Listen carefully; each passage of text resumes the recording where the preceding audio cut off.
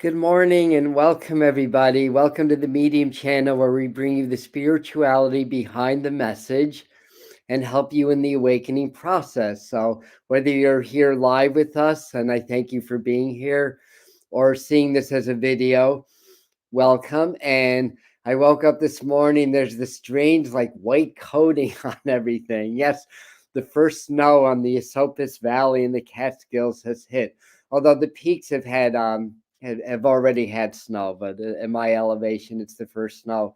So anyway, busy, active week. We have a solar eclipse coming to finish off the week on the 4th, I think. Well, the 3rd in Western time zones. I think the West Coast it's the 3rd, and Hawaii it's the 3rd, but here in New York it's the 4th.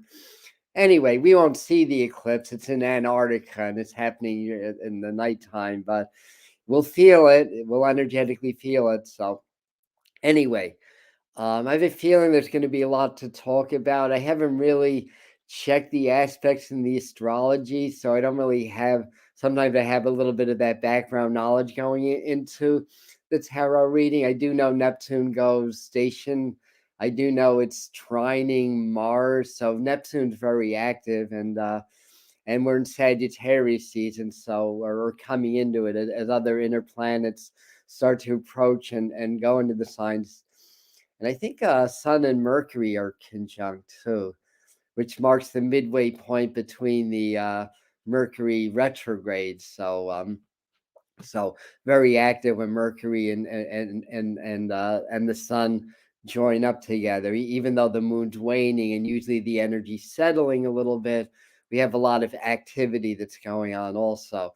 So before I get into this and before I forget, I wanted to mention Tuesday at 7 p.m. I'm going to come on for the um I'm going to come on for what am I coming on for? It's been one of those mornings. For the Ascension updates for December, of course. Yes, that'll be November the 30th, right? I have my calendar here. Yeah, November 30th, Tuesday, 7 o'clock. I'll be coming out live for the Ascension updates for December. It promises to be a very wowzer type of a month. So heads up, starting out with an eclipse. And by the way, for those of you that joined me for November's Ascension updates, we did that, I think, on November the 1st.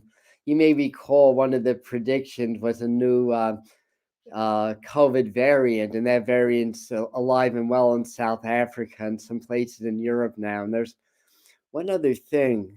I forgot what it was, but there's a second thing that came that Spirit shared with us on that presentation that's happening, but I can't remember what it is. So it'll be interesting to see what shows up for December.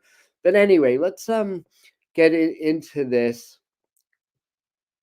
Not so that no Mercury retrograde yet. No, but I was saying, and if I'm incorrect, please correct me. But I believe the Sun and Mercury are coming into a conjunction or are conjunct. And when that happens, we're in the midway point between the two Mercury retrogrades, generally speaking. So we're kind of in the halfway point. And once Mercury runs far enough ahead of the Sun in the astrological wheel, that's when it stationed and then goes back direct. So I think that's correct. uh, yeah, I'm just reading what Sharita's saying. Yeah, okay, thank you. Oh, okay. So it's not today. Okay, thank you. Thanks for the correction. Anyhow, cool stuff. So let us first. I'll start out by pulling a meditation card for us, and I'll work from there, and then we'll do a 3-card spread, and then and see what Spirit has to say.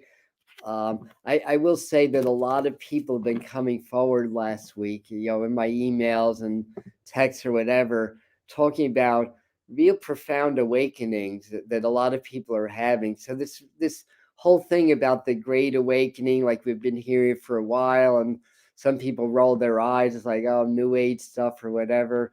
but I'm really starting to see it. People are just coming forward and saying they're having these amazing realizations. Somebody this morning who I barely know, I think I've done a reading for her once or twice, said out of the blue one morning, she was on her way to work. She decided she can't live this way anymore. She didn't go to work. She went home. She quit her job. And she said, I don't know where the money's coming from, but I'm trusting in the universe. I'm trusting in my heart.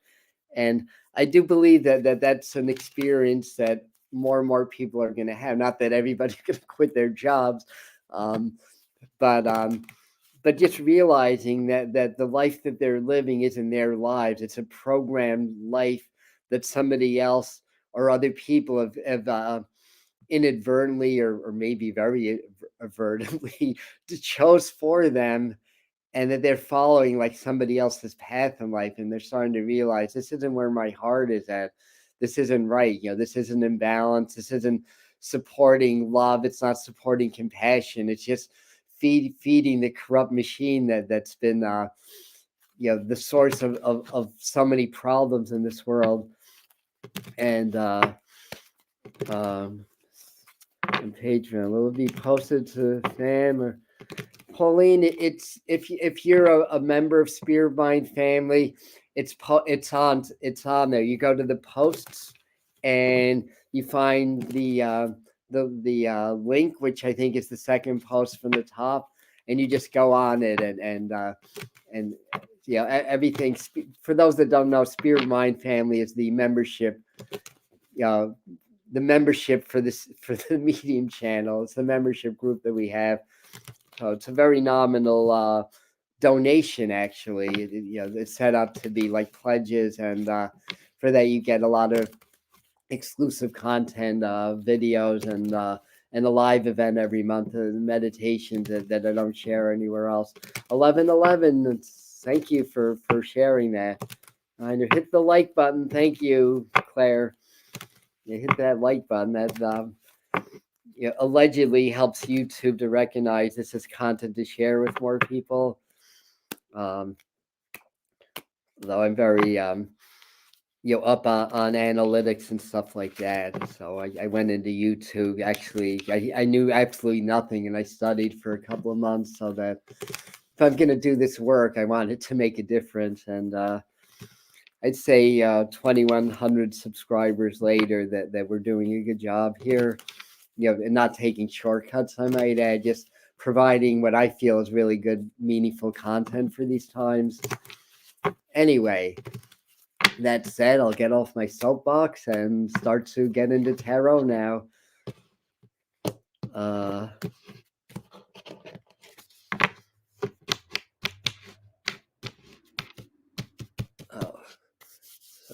Your spirit guide me to the best meditation card. It's funny. I'm seeing the star card. I don't think that's what I'm going to pick. Well, it's not the star card, but and it's not even close. But anyway, we'll take it.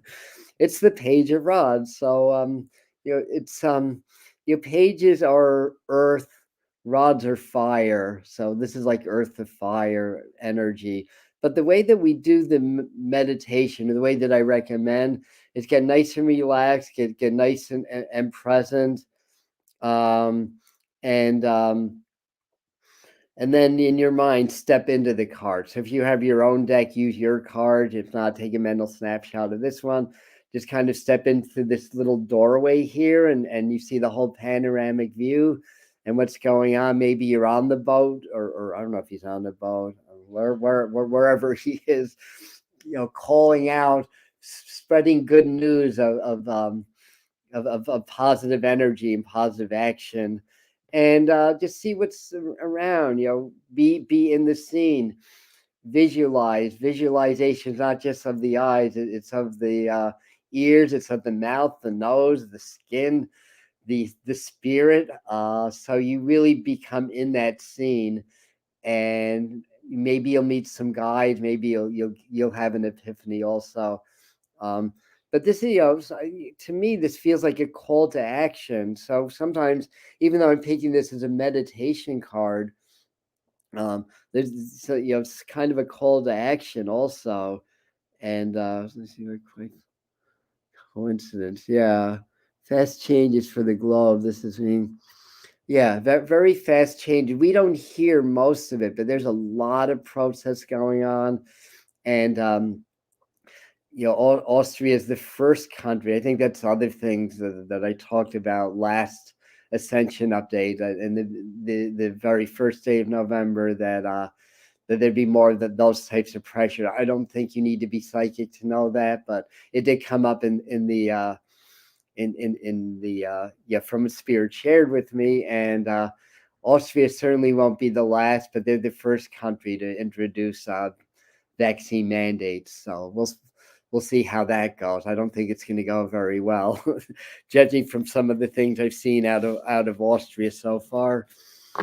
So anyway, so the next task is to do a little 3-card spread and just kind of get a sense or a gauge of how this week's energy is working with us as a group here on the Medium channel, as well as the collective, and maybe some predictions will come up or come out.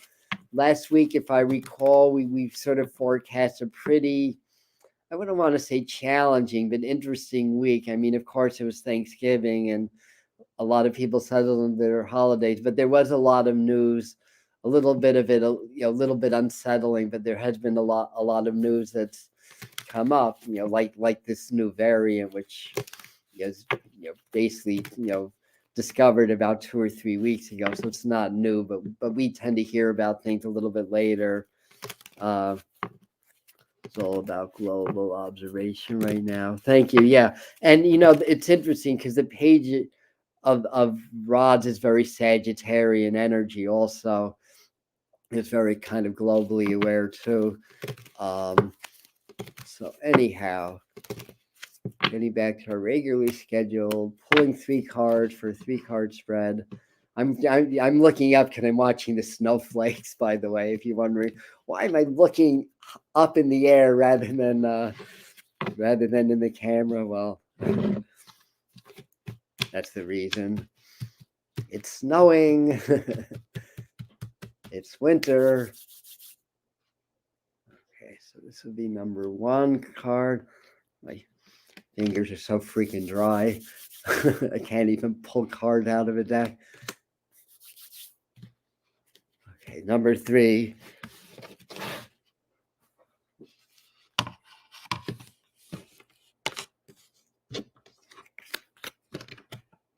So far, lots of cups. All 3 cards are cups. The first thing, for those that are new, do you like the technological advances here? Yes, clipboard works just fine for me. All cups. Cups are about emotions. Cups are water. Interesting energy here. I like this reverse card in between these 2 upright cards because it's about letting go. For me, it's about letting go. Anyways, letting go of all the emotional crap that we don't need anymore. Basically, I talk a lot about this. If you're a regular on the Medium channel, I talk a lot about the heart brain coherence. Heart coherence is just basically allowing your heart to raise to the vibration of compassion.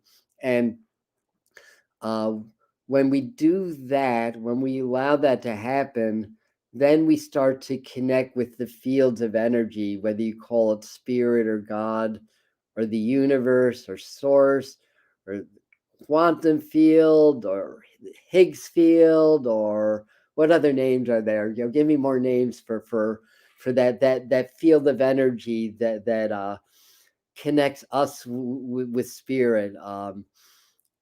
There's other names for it, but the Force. I like that one. The Force for Star Wars fans, and so basically, that field is born out of what we would call like the energy of compassion, the resonance or frequency of compassion. So when we raise our heart to that level, and when I say raise our heart to that level, it's really our hearts want to feel compassion. That's what hearts do. That's the largest electromagnetic generator in the body. The brain is number two. And that's what the heart naturally wants to do. So we connect to spirit through the heart. We connect to the quantum field through opening the heart and allowing the heart to return to its normal state of vibration. So when we have the eight of cups here reversed, this is like a lot of emotional, like vomitus, basically, is how I'm looking at this.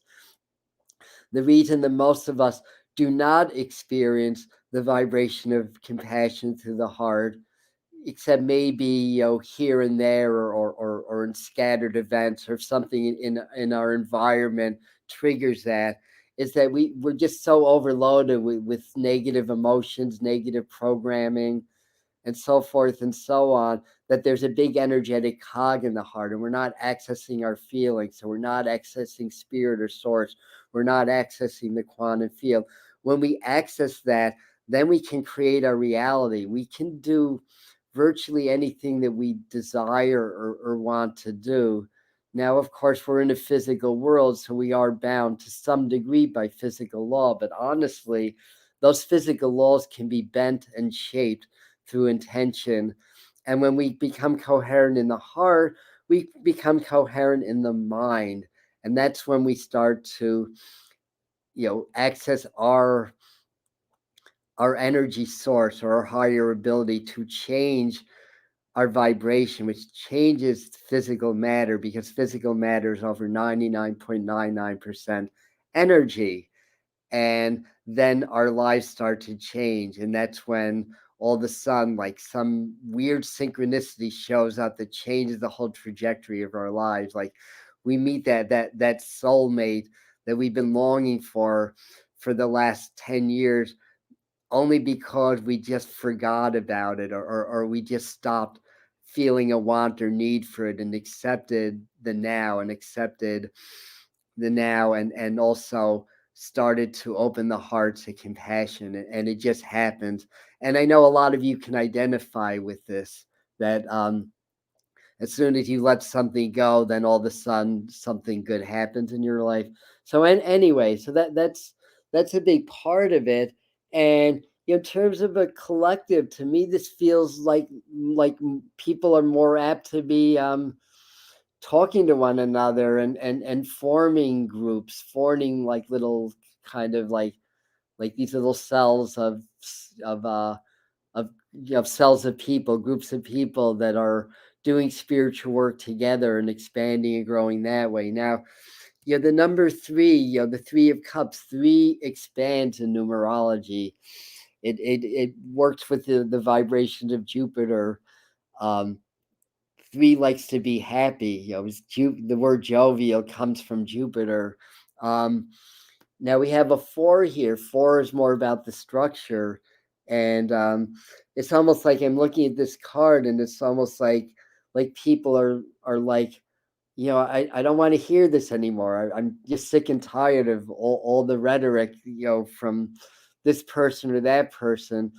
And a lot of people are very jaded on the whole like spiritual movement, and it's like, yeah, we've been hearing about this awakening, this, that, and the other thing, and it's just getting worse and worse and whatever. And then conversely, other people are like, I'm just tired of relying on or listening to the news, or listening to what the governments are saying, or what the FDA is saying.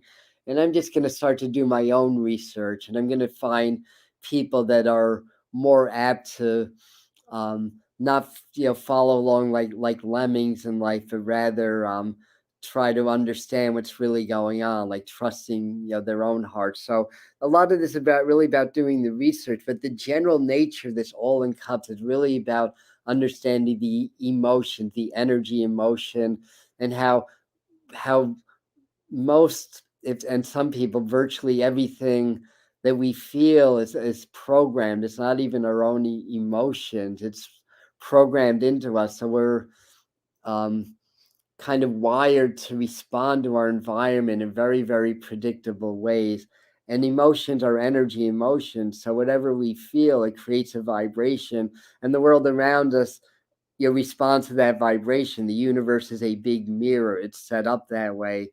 You know, the the planet Earth of physical life, it's a classroom. I hear some people call it a prison planet. I don't go that far in my definition. I think we're here because we choose to be, not because we're in prison. But I understand the reference to that. I'll put it that way. But it's a fractal universe. The universe is just going to replicate. That's what it does. Our cells replicate, atoms replicate. Everything that exists in abundance, and consciousness is what changes those patterns of replication. So that's kind of a quasi scientific way of saying that whatever we think and feel, the universe responds, and according to that, and our lives get created according to that. So there's a lot of waking up, and this this eight of cups really beckons us to really follow our spirit and follow our truth now. And that's why, even though it's reversed, that's why the figure is upside down. Yes, of course he's upside down, but it's kind of leaving the cups, representing established happiness, and going into the unknown of the night, desert sky, and climbing up the I don't know if that's a butte that he's climbing up, or looking at, or a plateau. But it's also, like I said, what hit me first with the symbolism is these cups being in reverse. Now, 8 is an infinity sign upright, right? So it's about karma, it's about law. Um, and I think, although Sharita would know, but I think it's relevant to the planet Saturn, but I could be mistaken. But in any event, whether it is or not, that's part of the resonance of number 8. It's about understanding the different complexities, the different types of laws, but the complexity is in the physical world, not in the spiritual world. It's a very set pattern that we're part of. It's a double helix, sacred geometric pattern that all reality exists in. And that's why our DNA has that shape. And that's why the galaxies and our DNA have basically the same geometric structure. So anyways, really about letting go of the old, doing, and because the moon is waning to dark, this is a really, really good time to release all that stuff, and understand that be the observers of your emotional reactions. Understand that a lot of times what we're reacting to is programmed into us through our parents growing up, through teachers, through the governments, through the media, through other people, or whatever. And what we feel we create. So basically, our past traumas, our past programming becomes our present reality, because our emotions shape our physical lives. But our minds are not just a record of the past, according to Joe Dispenza, but they're the creator of the future. So basically, if we blindly react to our environment, we're creating our future based on our past. So the idea now with this letting go of the emotional stuff is to break out of that pattern, become the observer. That's why meditation practice is so valuable, because when you're meditating, you observe, right? You become still in your mind, whether you're doing, a stillness meditation, a mindfulness, a mantra meditation. The idea is you go into that state of mind where you're the observer. When I'm meditating, I'm not Adam, I'm not a body, I'm not a medium, I'm none of that stuff. I'm energy and spirit, observing my being in this physical environment, observing my body, observing my emotions. um, and that's, and when you're able to do that, again, I'm going to quote Joe Dispenza, you hit the sweet spot of the present moment, and you pass through the eye of the needle into the quantum field. That's what what Joe Dispenza says. And another teacher say the same thing, maybe using different lingo. But again, the Three of Cups is very kind of like, let's have a party. Let's for me, I don't know about you guys, but the lunar eclipse is really, really powerful, and it's just super positive for me. I think, those of us that have been doing the work and have been following this path had a really nice upgrade during that. And I think this new moon eclipse is going to be even more powerful. And I think what we're going to see around us, a lot of strife, a lot of protests, continuation, concerns about new variants, all that stuff is active and valid. But I feel like the message for us is really to get together and support one another and continue to raise our own vibration and frequency. This is giving me the feeling that a tipping point is starting to be approached. And like I said in the beginning of this, I was seeing a lot or hearing a lot from different people about how they've had these realizations that they just have to change their lives. And I think that's the awakening, that more people are starting to shift out of that kind of almost slave mentality, I want to say, to more like the truth of who they are as spirits. So there's definitely been a leap in consciousness that's been happening. And um so so um so that's awesome. And let me just see what else. Just vibrate with the heart. So since I see manifest yourself is on, so thank you, Adam, for being part of this as well. Check out that channel if you want to get some insight into the inner workings of consciousness and law of attraction. Really, really, really good stuff, I have to say. And the idea is, because the energy here is just so much, with the cup, so much with the emotions or whatever. It's really just to feel like everything's okay. Feel that sense of relief and gratitude that everything is fine in my world. I mean, from a physical perspective, and what we see in the news, it may not always seem that way, but really own that in your heart. Again, you're expanding through compassion. That's how you connect with the quantum field, with source, with spirit, because it vibrates on that frequency of compassion. It's really like the magic bullet, as far as I'm concerned. So yes, and my other shout out, of course, is for Sharita Star. Check out, and you can do this right after this video, the Pluto return video, the near death experience for the USA. For those of you that are enjoying Sharita's wisdom and everything, she did a full hour on what we need to do, what we need to understand, and what we need to do to prepare for this first pass of this monumental event that's happening in the USA. Pluto takes, what is it, 246 years to circle the sun, or something ridiculous like that. So this is the first Pluto return. Pluto is about regeneration, it's rebirth, it's evolution. So there's a lot of astrological goodies lining up, and numerological goodies that all point to the same thing. This country is going to go through a near death and a rebirth experience, and we'll see what that looks like.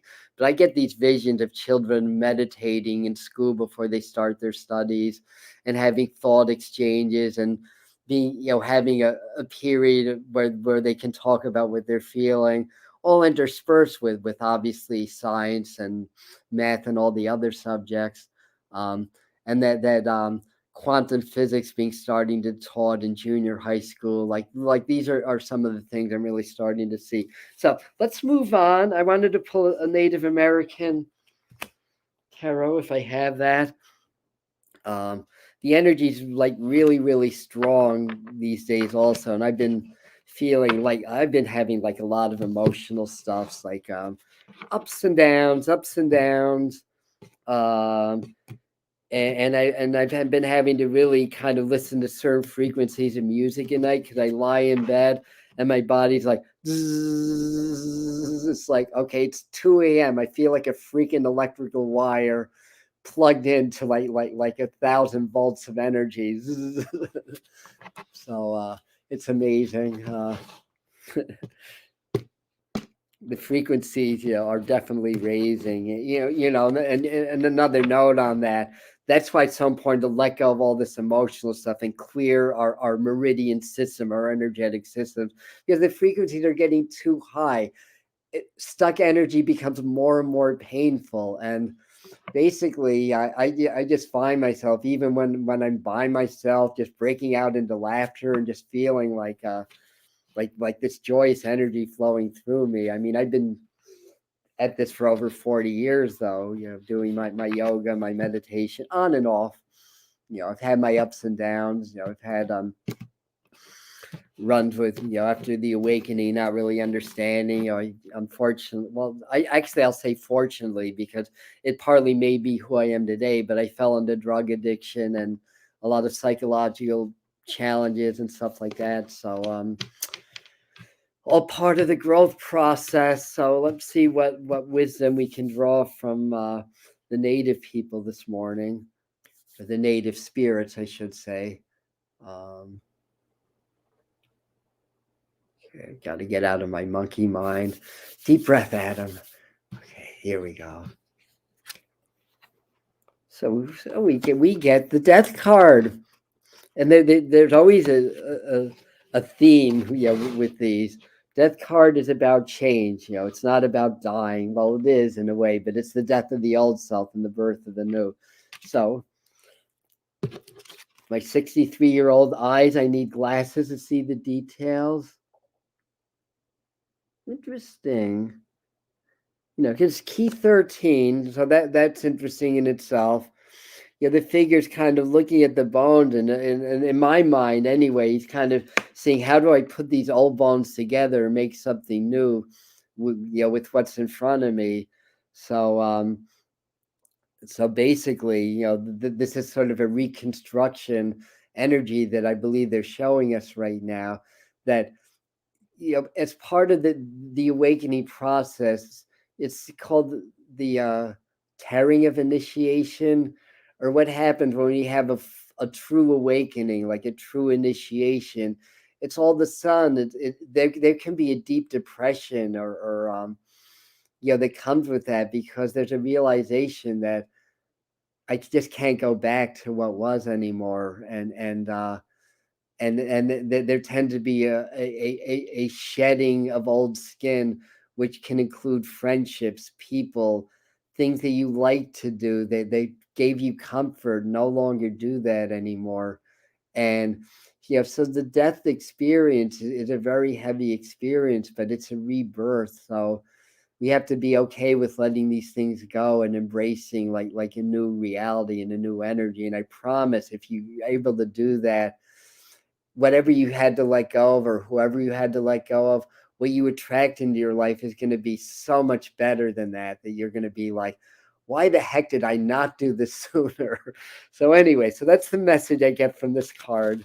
And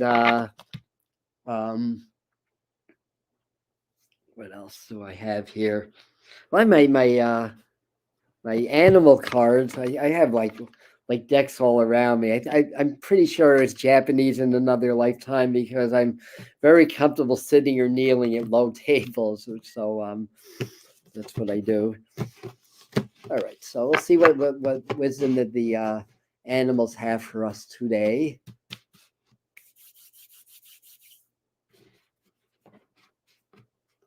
I'm seeing a skunk. I don't know if that's what I'm gonna pull. I don't even know if they have skunks in this deck. Well, interesting. They want two animals here. They've got a cardinal, and cardinals are harbingers of change, also messengers from the spirit world, and an elk. Elks have a lot of stamina, and they're very stealthy, solid creatures, I want to say.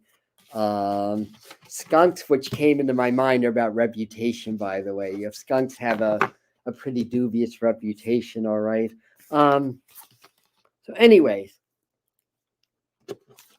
so what it says, according to what's his name, Stephen Farber, who's the creator of this deck, the polarities of your spiritual pursuits and physical pleasures are out of balance. So do whatever is necessary to bring them back into equilibrium. Heart brain coherence. Bring the heart and the brain back into balance. The heart thinks and the mind feels. So it's looked at as a polarity, right? The heart has one function, it feels and knows. The brain thinks. But when you do heart brain coherence, you join the two Well, they're already joined. There's cells that exist in the heart and the brain that don't exist anywhere else in the body. They're already joined. So when you do this process and this practice, I have a couple of videos about that. In fact, what day we did a meditation very recently on the Medium channel, where I actually led you through a heart brain coherence exercise and then took it a step further. I just did this. I should remember more of what I did like a few days ago. Um, I'm busy. It's a live, it's my last live event, my last live meditation. Oh yes, of course. And then I did a transmission from our guide and got some messages that way. So the elk is saying to stand tall and maintain your dignity no matter what, and others will treat you with the respect that you deserve. And that's a great message, because the way that we carry ourselves pretty much dictates the way people are going to treat us.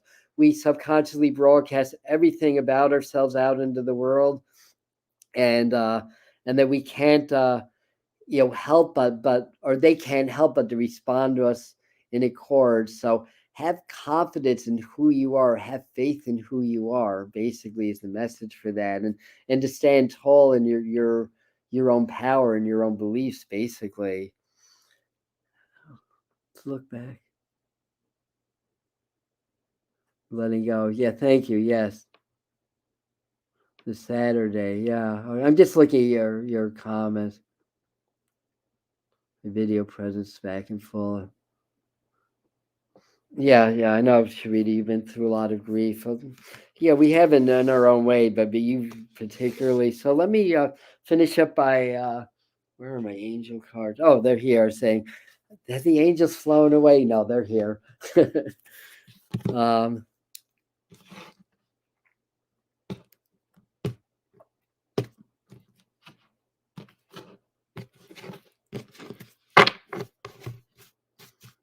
all right. So I'm just little blessings to the angels. Funny, I'm seeing a polar bear in my mind also. What do you get, Fiona? Let's see about it. Okay, now that you have ask the universe for help, be open to receiving divine guidance and assistance. You deserve heaven's help. So, a really good affirmation for a lot of people, because a lot of us suffer from self esteem issues to varying degrees. Again, that's the programming. You're amazing, just as you are. But a really good affirmation is saying, I'm good, I am enough. I am good enough, I'm smart enough, I'm talented enough, I'm beautiful enough, whatever it is, I'm worthy enough, but I am enough. And, you know, it's like we almost have to, not everybody, but a lot of us almost have to reprogram ourselves to really believe that we deserve to have really good things in our lives. Shame and guilt are the very lowest levels according to the Hawkins emotional frequency scale. So, um, and a lot of the parenting, what they thought was the best way to teach children was to guilt them and shame them. And certainly, in terms of raising children, I mean, you have to point things out, obviously, but in a way you can instill like there's consequences for actions rather than making them feel like less than. Anyway, long story short, that's part of our program. That's part of what we're breaking out of. That's part of the awakening. An awakening does not have to be complicated. There's a part of ourselves that is already awake. It's more a matter of decrease, like J. Krishnamurti and Bruce Lee have been quoted as saying, spiritual growth is not a matter of daily increase, it's a matter of daily decrease.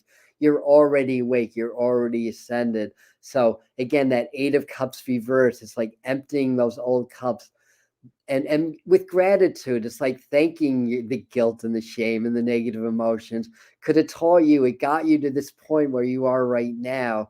So now it's time to let that go and to really own your power and to really own that you are good enough, you are deserving. If you want to be a millionaire, you can do that, you're deserving of that. If you want to have a perfect, well, what is a perfect relationship? But if you want to have a soulmate or a twin flame connection, you're worthy of that, you deserve that. This is part of the awakening, knowing that everything in our world is a reflection of what we put out into that world. And when you understand that the universe is really trying to teach us and trying to assist us in letting go of all this stuff so that we can ascend into our higher natures and our higher being, it becomes a lot easier. So that's what the message I feel like I'm getting here. um, I mean, grief is different than guilt and shame. However, grief is a natural process.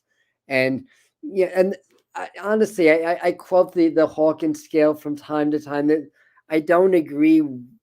I mean, yeah, grief is a lower frequency or whatever, but it's a necessary process. So let's not look at lower emotional frequencies as a negative thing. And I think that I kind of address that a little bit.